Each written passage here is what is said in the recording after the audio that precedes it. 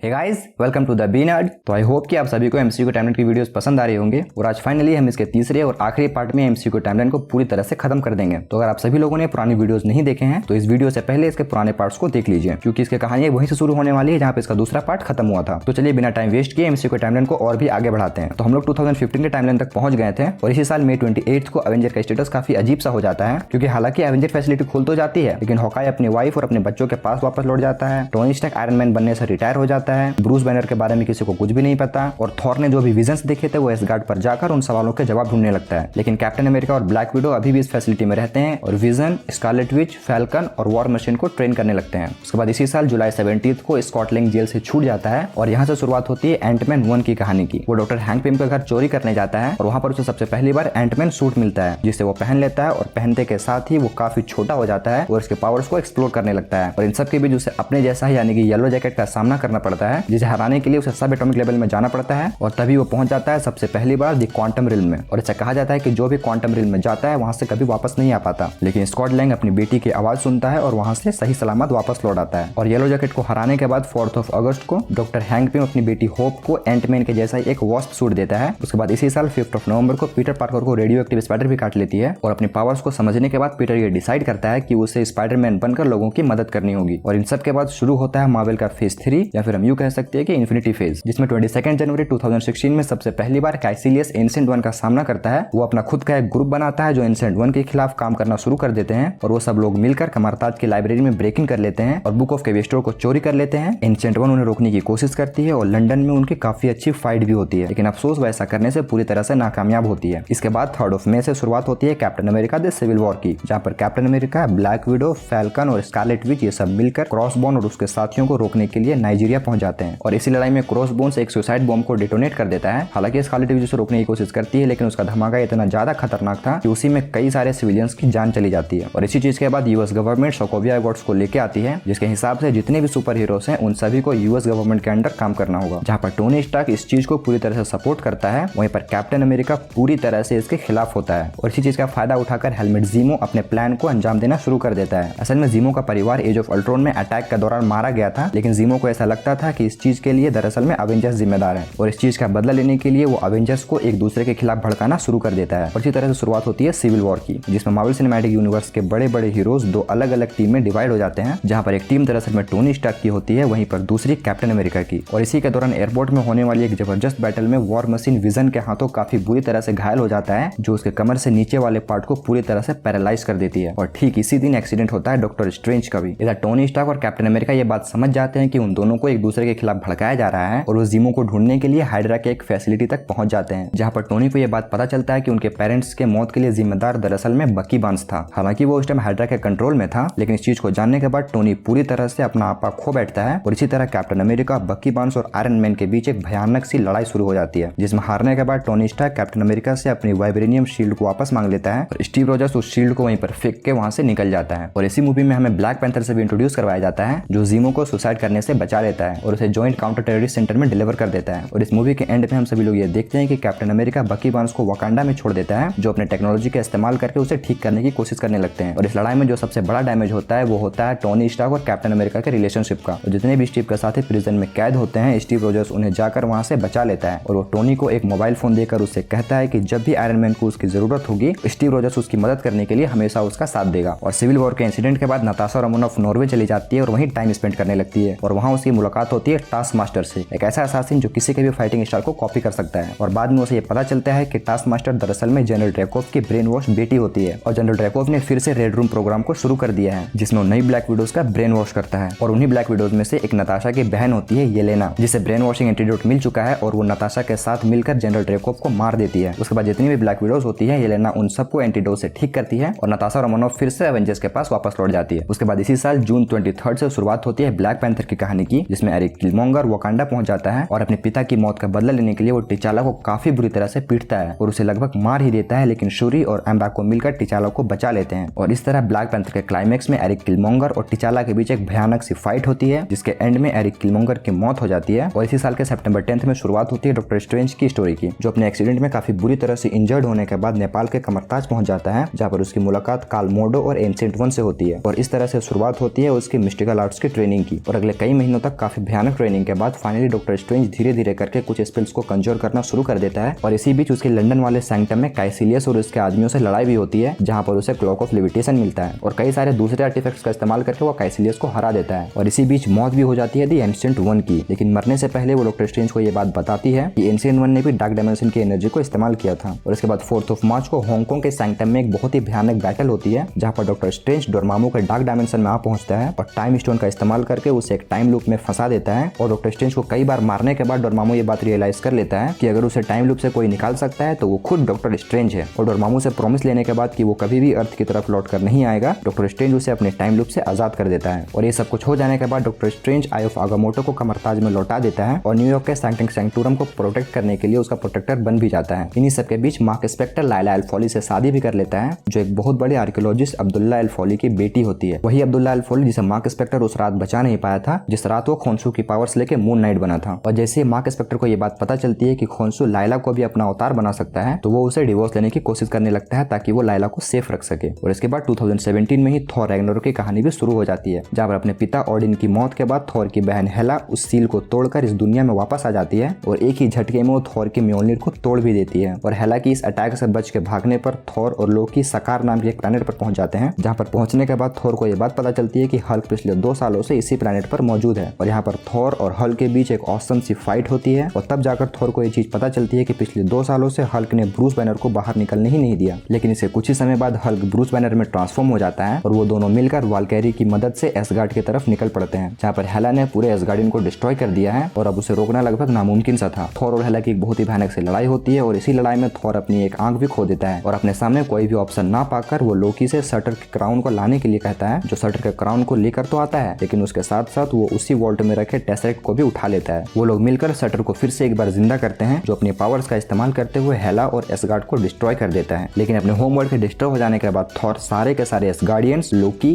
Bruce banner और वाल्केरी को लेकर अर्थ की तरफ निकल पड़ता है, लेकिन उनका रास्ता बीच में रोक लेता है थैनोस। और यहाँ से शुरुआत होती है अवेंजर्स इन्फिनिटी वॉर की। अब ईयर 2018 में अवेंजर्स इन्फिनिटी वॉर के साथ ही साथ चल रही एंटमैन एंड द वॉस्प की कहानी भी, जहाँ पर सिविल वॉर के बाद स्कॉट लैंग ने हाउस एरिस में एक डील ले ली है ताकि वो अपनी बेटी के साथ टाइम स्पेंड कर सके। लेकिन तब उसे चीज पता चलती है कि हैंक पिम और होप पिछले काफी समय से पुलिस से भाग रहे हैं और आज से काफी समय पहले जिस बिल फॉस्टर ने एवा की मदद करने की कोशिश करी थी, वो अभी तक उस काम को नहीं कर पाया है। और एवा अब घोस्ट नाम की एक सुपर विलेन बन चुकी है, जो हैंक पिम की टेक्नोलॉजी और उसकी मोबाइल लैब का इस्तेमाल करके अपनी जान बचाने की कोशिश में लगी है। और इन सारी चीजों के बीच हैंक पिम जैसे तैसे करके अपने क्वांटम टनल को एक्टिवेट कर लेता है और वो लोग क्वांटम रिल में जाते हैं और उसकी वाइफ जेनेट वैन डाइन को वापस ले आते हैं, जिसके पास सरप्राइजिंगली अब कुछ पावर्स भी आ चुके हैं। और इधर अवेंजर्स इन्फिनिटी वॉर के दौरान हम सभी को ये चीज पता चलती है कि थैनोस के पास ऑलरेडी पावर स्टोन मौजूद है और थॉर की शिप पर उसने इसलिए अटैक किया था ताकि वो लोकी से टेसरेक्ट यानी कि स्पेस स्टोन को ले सके। और हालांकि हल्क उसे रोकने की कोशिश जरूर करता है, लेकिन ऐसा करने में वो थैनोस से काफी बुरी तरह से पिटता है और हाइमडल अपने पावर्स का इस्तेमाल करते हुए हल्क को अर्थ पर भेज देता है। इधर स्पेस स्टोन को कलेक्ट करने के बाद थैनोस लोकी और हाइमडल को वहीं पर जान से मार देता है और इसके बाद वो नोवेयर पहुंचकर रियलिटी स्टोन को भी कलेक्ट करता है, जहां से वो अपनी बेटी गमोरा को भी किडनैप कर लेता है और उसे सोल स्टोन के लोकेशन के बारे में पूछना शुरू कर देता है। इधर कैप्टन अमेरिका और टोनी स्टार्क थैनोस के ब्लैक ऑर्डर का सामना कर रहे थे, जो डॉक्टर स्ट्रेंज से टाइम स्टोन और विजन से माइंड स्टोन लेने आए थे। लेकिन ये सारे के सारे सुपर हीरोज एंड में जाकर बहुत ही बुरी तरह से फेल हो जाते हैं, क्योंकि थैनोस एक एक करके सारे इन्फिनिटी स्टोन को कलेक्ट कर लेता है और इसी प्रोसेस में वो विजन को जान से मार भी देता है। और अपने म्योलनिर के टूटने के बाद थॉर स्टॉर्म ब्रेकर नाम के एक नए हैमर को बना लेता है, जिसका इस्तेमाल करके वो थैनोस पर अटैक तो जरूर करता है, लेकिन फिर भी वो उसे अपनी चुटकी बजाने से रोक नहीं पाता। और जैसे ही थैनोस अपनी चुटकी बजाता है तो इस पूरे यूनिवर्स की आधी पॉपुलेशन धूल बनना शुरू हो जाती है और इसमें हमारे कई सारे सुपर हीरोज भी शामिल होते हैं। और इस समय पर हमें ये चीज भी पता चलती है कि एंटमैन क्वांटम रिल में जाकर उसकी एनर्जीज को इकट्ठा करने की कोशिश कर रहा था,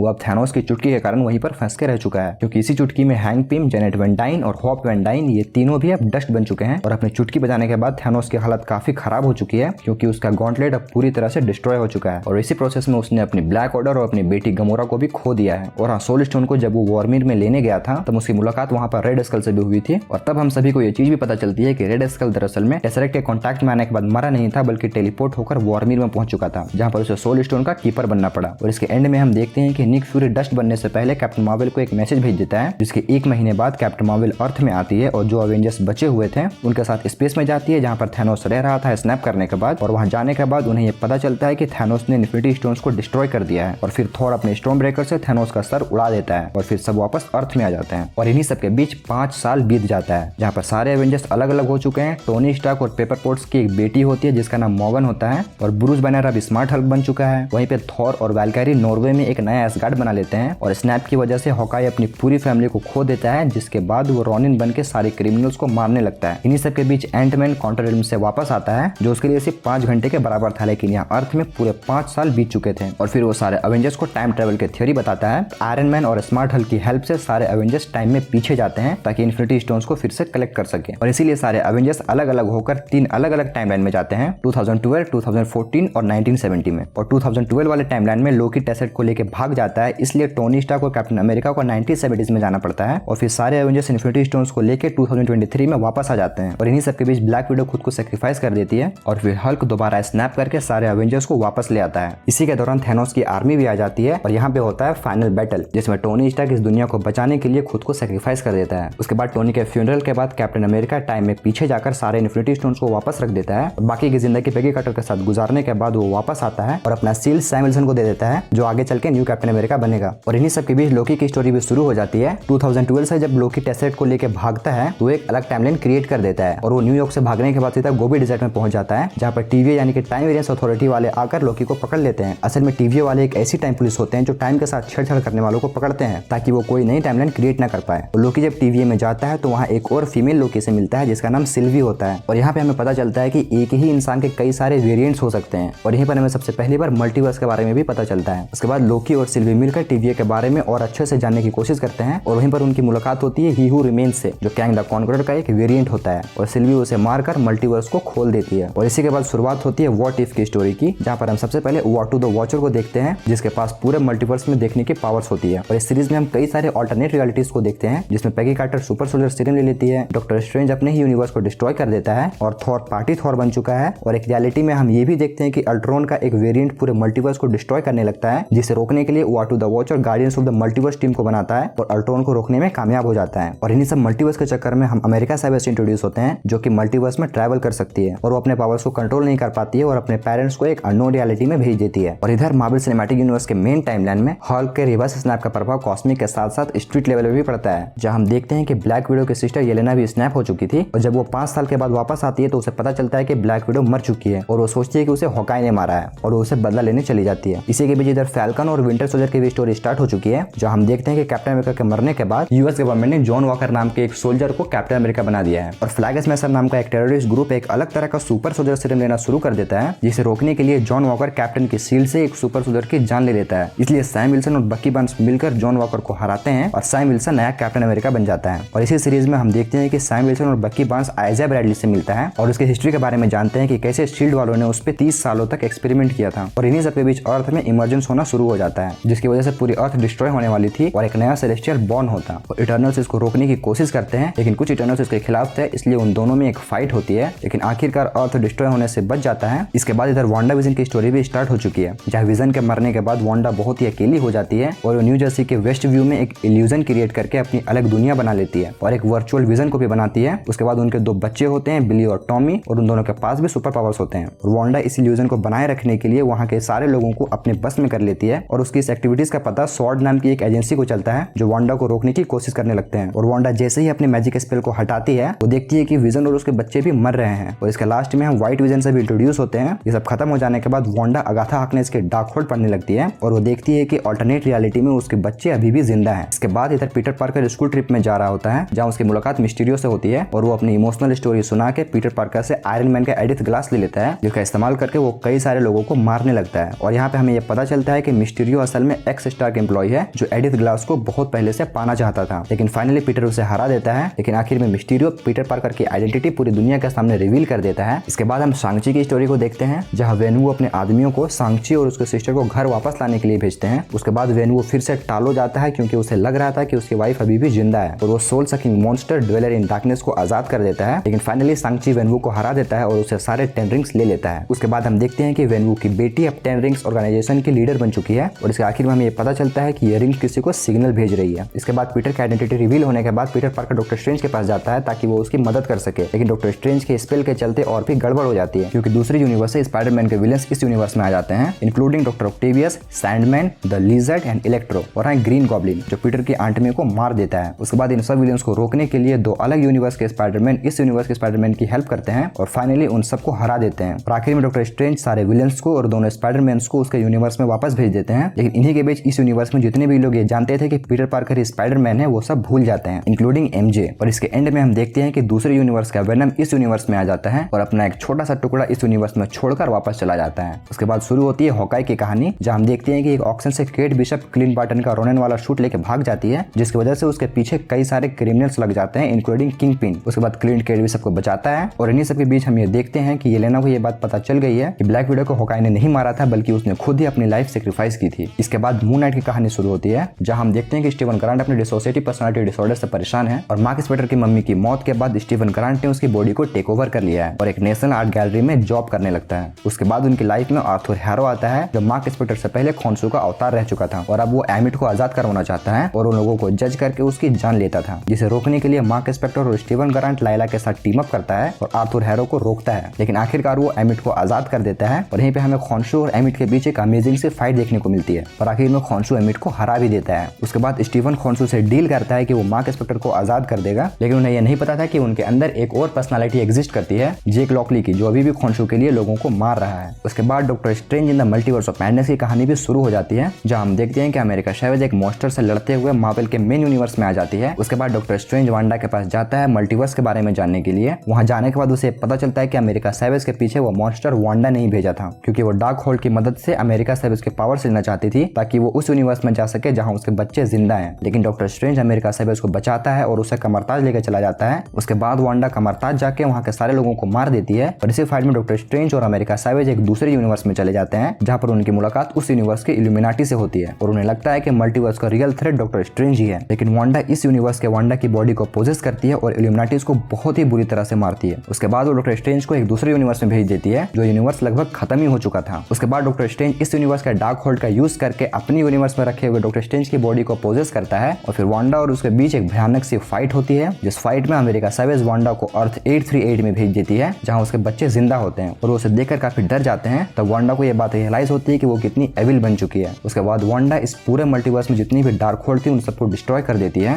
और इसके एंड में हम देखते हैं कि डॉक्टर स्ट्रेंज को थर्ड आई मिल चुकी है डार्क होल्ड का यूज करने की वजह से। और वहीं पे डार्क डायमेंशन से सोर्सरर क्लिया आती है और वो डॉक्टर स्ट्रेंज को बोलती है कि उसने इनकर्जन स्टार्ट कर दिया है और उन्हें ये रोकना होगा। फिर दोनों डार्क डायमेंशन में चले जाते हैं। तो गाइस ये था मार्वल सिनेमैटिक यूनिवर्स का पूरा टाइमलाइन। आई होप कि आप लोगों को अच्छा लगा होगा और पूरी रिसर्च करके इस वीडियो को बनाने में मुझे काफी टाइम लगा यार। एक लाइक तो कर ही देना और प्लीज इस चैनल को सब्सक्राइब भी कर लेना और अगर अभी भी कुछ कंफ्यूजन रह गया हो तो आप मुझे कमेंट में पूछ सकते हैं। तो आज के लिए बस इतना ही, मिलता है वीडियो, तब तक के लिए बी नर्ड बी ऑसम।